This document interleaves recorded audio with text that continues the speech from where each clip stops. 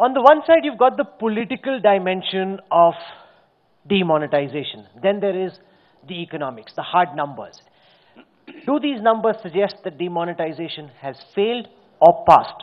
Joining us now, member of the Niti Aayog and also chairman of the Prime Minister's Economic Advisory Council, Dr. Bibek Debroy. Dr. Debroy, welcome. Thank you. The very fact that you've been appointed as chairman of the Prime Minister's Economic Advisory Council would suggest to many is admission of the fact that demonetization did not do what it was meant to, and that the Prime Minister and this government requires economic advice of a higher caliber, which is why they have set up once again a body which they earlier thought was not needed. Well, that's an assertion, Rahul. You can only ask me questions to which I know the answer or am expected to know the answer. Don't ask me questions that you should ask the Prime Minister. Do not forget that even before becoming a chairman of the Prime Minister's Economic Advisory Council, I was a member of Niti Aayog, and it is not as if the PM has not been listening to the economic advice given by economists from within Niti Aayog and outside Niti Aayog. No, because I was reading this Harvard Business Review study, which looked at demonetization, and it said, lesson number 1, listen to expert advice. That's the first lesson the pundits at Harvard Business Review had for the Prime Minister and for this government. You see, we are talking about demonetization. We are not talking about one particular article that's been written by one particular gentleman sitting there in the US. So we'll spend all our time discussing what someone sitting in the US has said and his views. I think we should focus on the substantive issue. It is not the case that economic advice has not been listened to. Most of the time when people complain about economists not having been listened to, what they really mean that I am an economist, you did not consult me, and therefore I have a grievance. Because the charge also is that there's a lot of voodoo economics who are being listened to, people with radical suggestions which have probably never been tried in the world, and because there wasn't enough sound advice being listened to, therefore some of these radical ideas which have been thought about but rejected elsewhere were accepted without thinking through the consequences. Again, my response will be the same, that the moment it is someone else who's being consulted, I use the adjective of a voodoo, I use the adjective of a radical.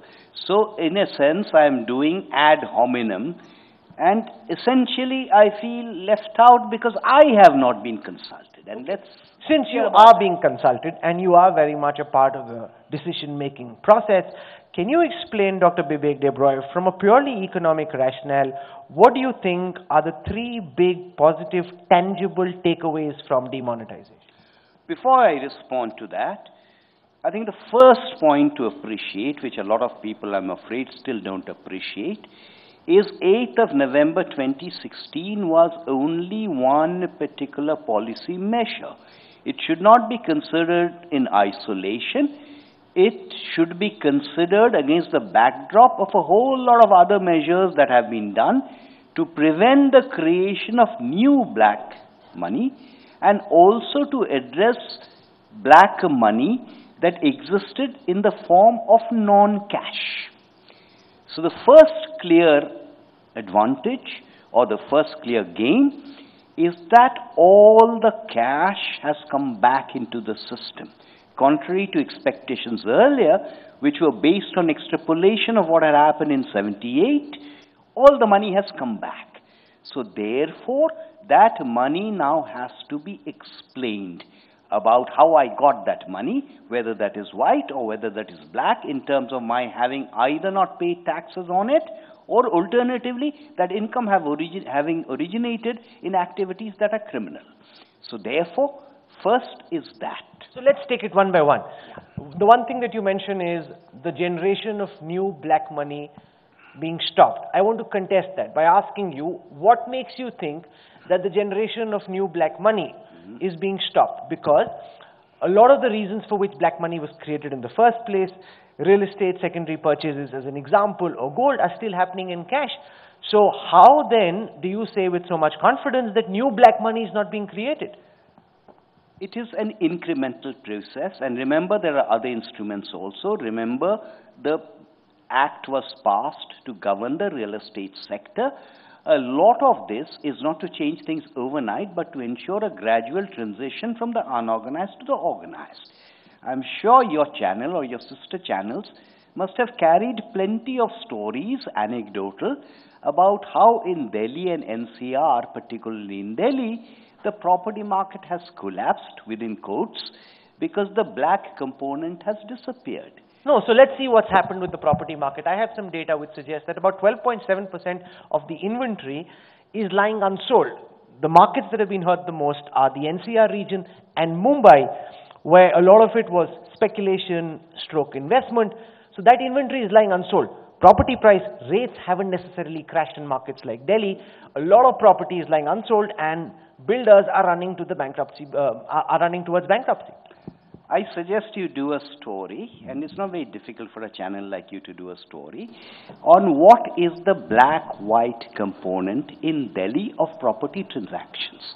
And therein will lie your answer as to why, within quotes, the real estate market, or at least in Delhi, has collapsed a little bit, because there are very few people who are willing to transact 100% in white.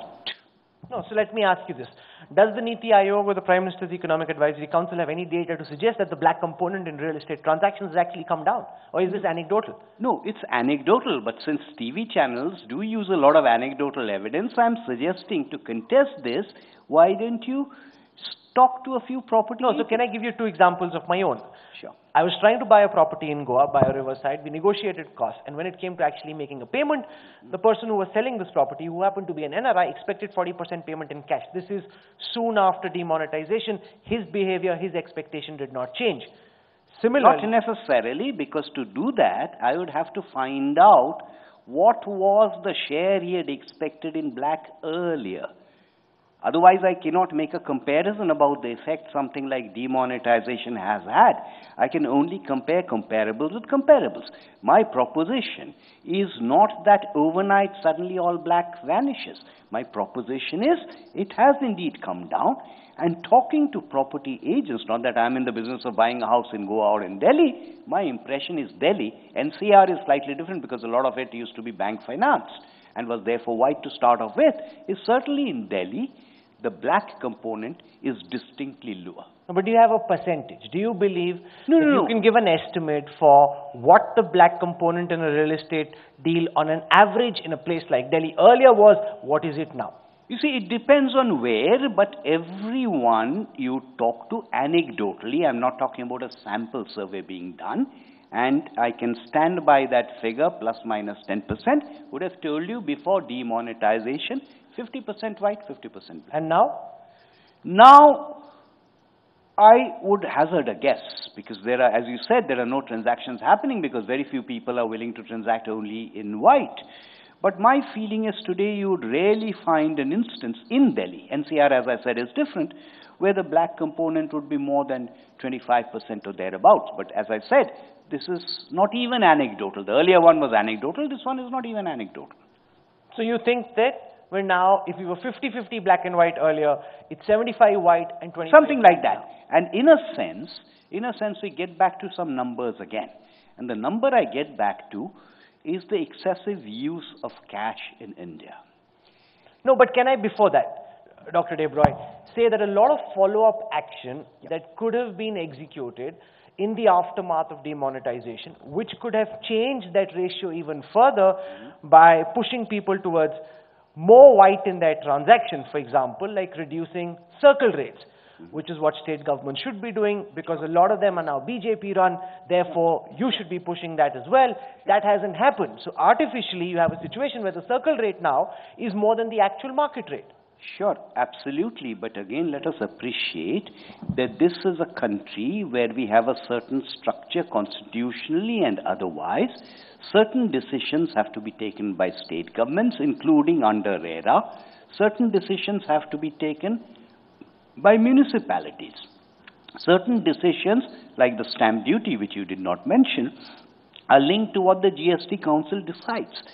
To expect that this institutional cleansing is going to happen overnight only because of 8th of November 2016 is the wrong question, No. is the wrong No, no, expectation. but that expectation also comes from the premise that was presented by the Modi government, where demonetization was presented as a panacea, a cure for all ills, a one-trigger solution which would rid India of corruption, of black money. That's the way your government, if I can say that, presented it, Dr. Debroy, and therefore will be judged according to the same expectation you said. No, I think this is an assumption that you're making, because to the best of my understanding and knowledge, everyone within the government has said this is only one of a whole spectrum of measures that are being taken.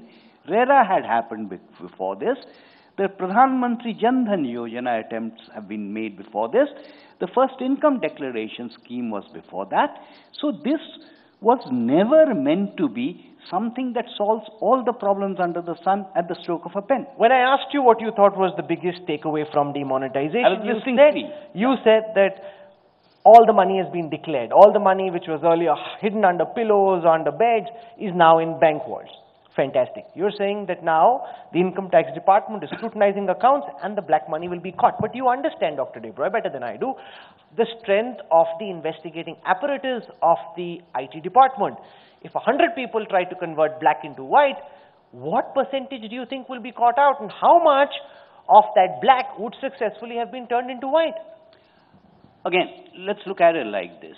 When you have a system that's credible, whether it's something like this or a system like justice delivery, what is important is the deterrent. Once I perceive that X is being convicted and prosecuted, that itself is a deterrent. At the moment I see that X number of shell companies, which had not been touched for years, have been not punished is not the word, action is being taken against them, then it begins to act as a deterrent.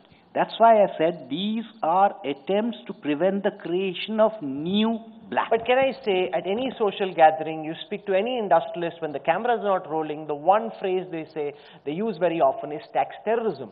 The fact that you've got all these notices being sent, the income tax department, according to various surveys, is one of the most corrupt departments in the country. What are the chances of deals being cut and a certain percentage being shared with the tax salute, and that black gets converted into white with a certain amount of cut to the taxman? I have confronted similar questions, and my responses have been twofold, and I'm giving you both. That are you reluctant to pay taxes? And more often than not, there is a great reluctance to pay taxes, although we simultaneously expect that we will have highways and railways and whatever like those in the so-called developed countries. The second question I ask is, yes, we have instances of tax terrorism, but is it the case that post 8 November 2016, this has increased? And so far, many of these industrialists who are common between you and me have never told me that there is any evidence of this having increased. But can I say something? And as somebody who's followed your work for so many years, for an economist, you, Dr. Debroy, are today using the help of a lot of anecdotal evidence. No. Is that to suggest that you don't have enough data to back your claims? Where is the data?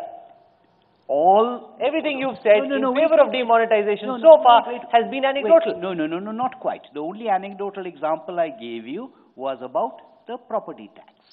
Because the only data we have on what has happened is a collapse. The black, white, you will never have proper data. Otherwise, definitionally, it would not have been black. You do have data on the number of declarations on the first income declaration scheme. You do have data on the search and seizure. You do have data on shell companies. You do have data on the number of directors who have been acted against. You do have the number of Benami property that has been seized. So you do have data. No, but can I say, on the basis of all the available public data that you refer to, many naysayers would argue that the cost-benefit analysis of demonetization is such that the cost that the economy had to undergo simply doesn't care with the benefit that we receive. How do I know the cost? Let me give you two examples of that. I defy anyone in Harvard, outside Harvard, to prove to me statistically, using data, that GDP growth in India has declined because of demonetization. Impossible to do. What do you think brought down the GDP to 5.7%? BJP party President Amit Shah said it happened for technical reasons. No, wait. I'll comment on the technical. The first thing we need to realize is that this structural slowing down of the growth rate has been happening over a period of time. Sit down with the data, it will demonstrate it to you very clearly. I cannot speak on behalf of Mr. Amit Shah, but what one must is that when you are talking about 5.7%, there is a nominal GDP growth rate which is deflated by a GDP deflator to get the real. In this particular case, the nominal did not show a sharp deceleration. What happened is that the deflator went up in this particular case. Now, this is something that we know as a fact. Do we have a satisfactory explanation? The answer is no. So whether on GDP growth or whether it is on employment, we do not have data. Somewhere down the line we will have the data, but as of today, no, but can I contest this? If you're saying it is structural, the reasons behind the GDP growth rate slipping, then many would question whether demonetization was introduced at the right time, because if you're already seeing a structural slowdown and the economy is kind of slowing down, you need to find ways of speeding it up as opposed to taking a bullet and shooting it into the tire. If it is a serious measure, there will never be a perfect time. The structural deceleration was being addressed through other instruments. If I wait for the right time and everyone is happy, when everyone happily agrees to something like demonetization, you will never get that date. So you will never do it, which is the reason attempts to institutionally cleanse have not been done for years and years.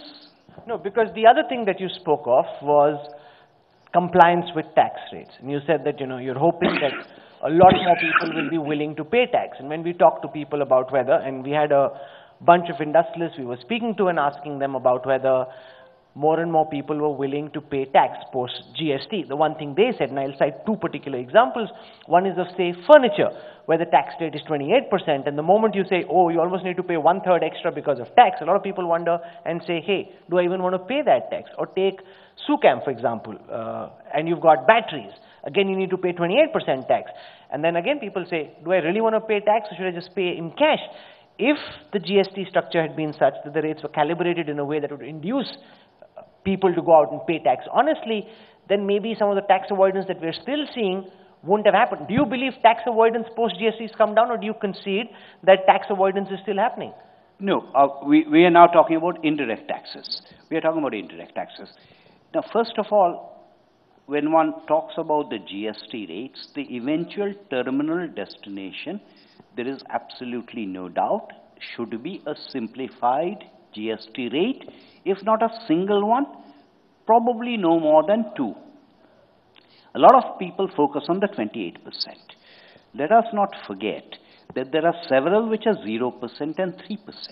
The average GST rate today is actually lower than what a revenue neutral should be. A revenue neutral rate is that rate which is equivalent to whatever rate I earlier had, except that earlier I could not see it. Now with GST, it is visible. No, so how soon do you see India move towards, you're saying 2, even if I take 3 tax slabs, and that's where we kind of settle? Let me bring to your notice and that of the viewers the following, that the GST Council has been tweaking. The GST Council has more or less announced that there will be a serious look at the GST structure. In our kind of setup, the decision-making powers are with the GST Council. And to me, the fact that things are being changed are indicative of the fact that the GST Council is willing to listen, and we should welcome it. Or indicative of the fact that the GST Council bungled in the first instance, despite many people saying that the tax structure that was agreed upon was flawed to begin with, and is now only correcting a mistake that could have been avoided in the first instance. No, look, Rahul, whenever anyone takes a decision, one takes a decision on certain premises.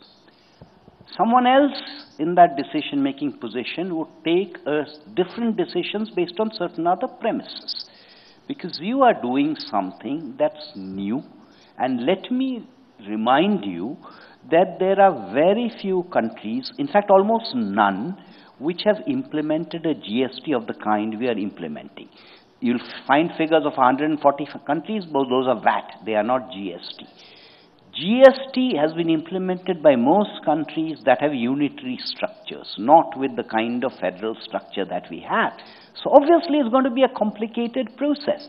And there is absolutely no dispute about the terminal goal of getting everything. No, but this terminal goal can't have an in-terminal timeline. No, so what is the timeline? Well, the fact that we would have to have, that we were going to have GST also seemed to have an interminable timeline, because we've been talking about it for 12 years with it not even starting.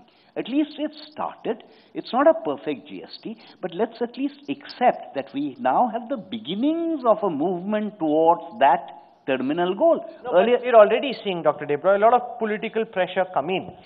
For example, already people with a turnover of 1.5 crore and below have been exempted from the GST.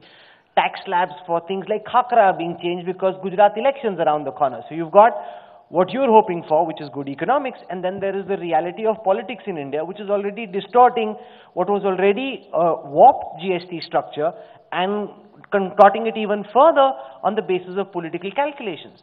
Well, policy always has been susceptible to political calculations. Khakra makes for good headlines, but it wasn't just khakra, it was a whole variety of products, of which one happened to be khakra.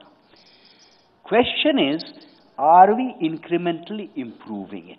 You're talking about actually there are three different issues.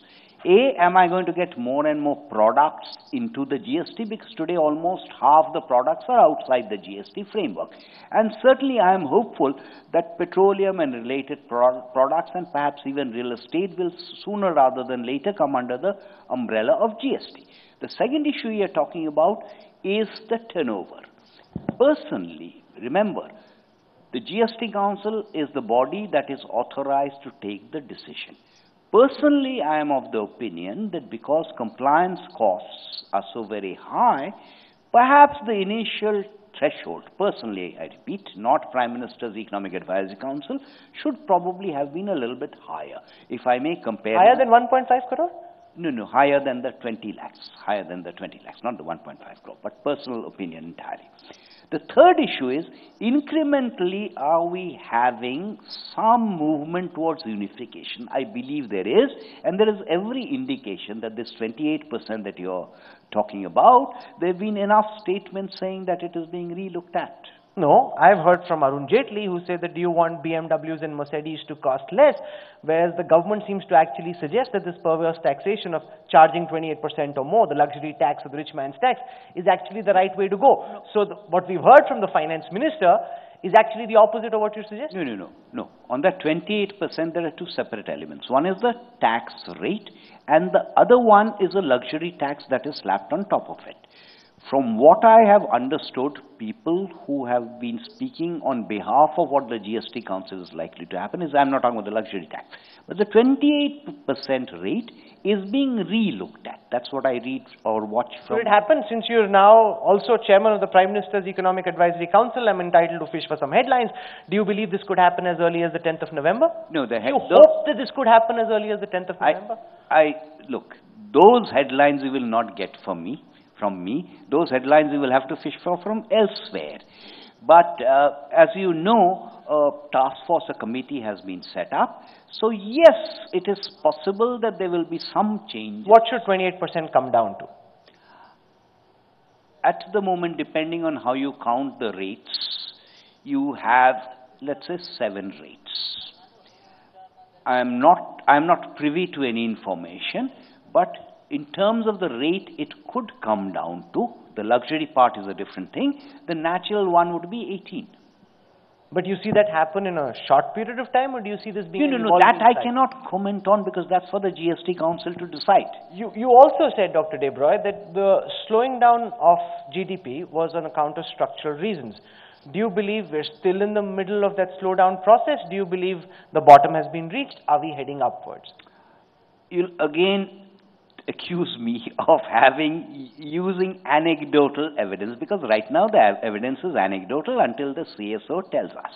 I believe that the worst is over, and there is anecdotal evidence, fragments of data here, there, somewhere, on it inching up. Inching up means with two qualifications. Firstly, remember, many of the things this government has done are in the nature of what economists would call a supply-side adjustments. The moment they are supply-side, they don't yield benefits immediately, instantly, overnight. They take 2 years, 3 years. The cleansing of the banks, the stressed assets or NPAs, whichever term you choose to use, will also take at least 2 or 3 years. Now, when I said things are beginning to improve, it means things have begun to improve, full stop. It still means that one has to wait for 2 years or 3 years for some things to act. Because the one headline number that got a lot of attention, Dr. Debroy, was 5.7% Q1 GDP figures. Yeah. What do you expect the Q2 figures to be when they come out a few days later? I expect them to be closer to 6.5. 6.5. Because some senior people in government told me that they thought we would be close to 7.1%. No, but here is the problem. This is the problem whether you're asking me or senior government people. If you were to ask us what is going to be the nominal figure, we'd be reasonably certain. The GDP deflator is very difficult to hazard a guess on, and that's making the difference between someone else saying 7.1 and me saying 6.5. So I got one headline there. You're saying that Q2 GDP figures, as opposed to 5.7% in the first quarter, as chairman of the Economic Advisory Council of the Prime Minister, you expect this to be 6.5%. That's correct. That's correct. That's a good headline that you've given us. So so you're also hoping that the upturn has started. The upturn has definitely started, yeah. Okay, you were talking earlier about multiple advantages from demonetization. You cited one and then I came in. Yeah. You were to cite 2 more examples of what you think are empirical, tangible takeaways, database takeaways from demonetization. Sure. I was about to say when you interrupted me that in India the cash GDP ratio was excessive. It had approached 13%. Not very long ago, a decade ago, it used to be about 9.5%. From 9.5% shooting up to 13% is excessive, not only by India's historical standards, but also in comparison with other countries, not in the developed world, but even in South Asia, Pakistan, Sri Lanka. Pakistan is 9%, Sri Lanka is about 3%, Bangladesh is 5%. Now this cash was not fetching any returns to the holders, nor was it part of the banking system, so it was not yielding the kind of benefits that money is supposed to give in the form of multiplier benefits. The cash GDP ratio now is down to again about 9% or thereabouts. Now this is a precise figure. So therefore, cash has become more efficient, and again a lot of people have misunderstood.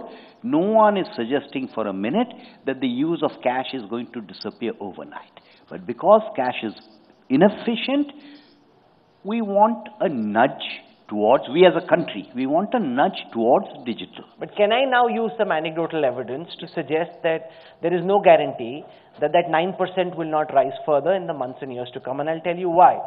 We had earlier a panel of industrialists and we asked them, one of whom was running an e-commerce company, and we asked him whether earlier about 50 to 80% of products ordered online were through cash on delivery as opposed to paying through digital means. So we asked them, what is the percentage now? They said there was a huge upturn soon after demonetization, and we are back now to pre-demonetization days. But on the digitization, we have fairly hard data, which I don't remember offhand, but the data shows that... I remember the data offhand, which says that there are 138 crore monthly transactions being made digitally at this time. It also says that this went up to about 162 crore, but has now come down. So, but it has not come down to the pre-8 November 2016 but there's now levels. A plateau. Month on month, there's now a plateau. No, I don't think so, because to the extent I remember the figures, and I remember a paper, since you have been quoting papers, a paper that Rupa Subramania did, statistically I can show it to you. I have it here. Monthly digital transaction in crore. So from 87, it went up to 149, went up to a peak of 156, is now down to 138. Fair enough. So depends on the definition of digital you've got there. So since we've been citing papers, I would recommend this paper by Rupa Subramaniam, which is a quite sophisticated econometric paper. And this does tend to show that yes, it went up, it came down, but certainly not to the levels pre-8 November, and certainly it's not plateaued out. Sure, but the base that we started with as a percentage of overall transaction was so small that unless that surge continues month after month, you're not making any real progress in comparison with the overall volume of transactions. That's the reason I said this is an incremental process. It's not a spectacular overnight transition. Do I see this happening at an anecdotal level? And I'm sure at an anecdotal level you'll find your driver or your maid or whoever. All asking for cash again. No, but they have also begun to use digital methods, both. Okay, and finally you were to cite a third tangible, empirical, data-based takeaway from demonetization. Well, two of them I sort of clubbed together because I also said this, but I said this in passing.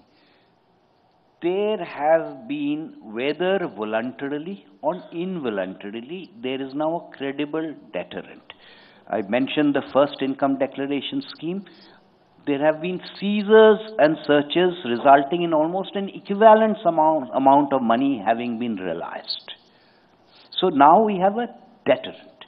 So for the first time, I think people realize, which is why some of your friends and mine are complaining, is that now you no longer can evade. I must say this, that the first time I interviewed Dr. Debroy about 18 years ago, the economist I spoke to shot like it were a bullet coming out of a gun. The one that I'm speaking to now is doing a tightrope walk, and that's quite understandable given your current capacity as being someone who's part of the policy formulation process. The good thing though, as many have said, is finally the government seems to have realized that good economic counsel is important, and they've got you and another bunch of good economists there. Hopefully they'll also listen to you. Are they? Well, that I have said they used to listen to me even earlier. They continue to listen to me now, otherwise I would not be where I am. Okay, we're going to leave it there.